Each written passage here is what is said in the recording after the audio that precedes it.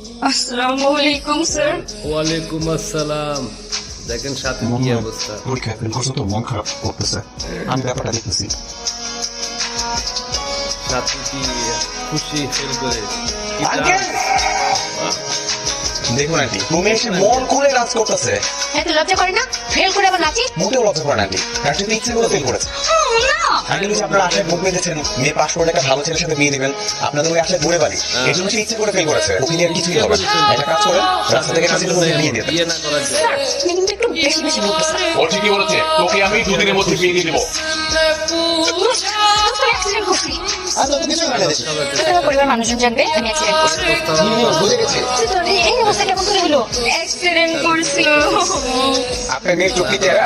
হ্যাঁ, আমি যারা আমি ছোটবেলা থেকেই যারা। আচ্ছা আঙ্কেল, আমি একটু বলি, আমি তো আসলে এই পরিবারের কেউ না, বাইরের একজন সদস্য। ও কিছুই হয়নি, ওর চোখ হাত পা সবকিছু ঠিকঠাক আছে। ওই বিয়ে করবে না বলে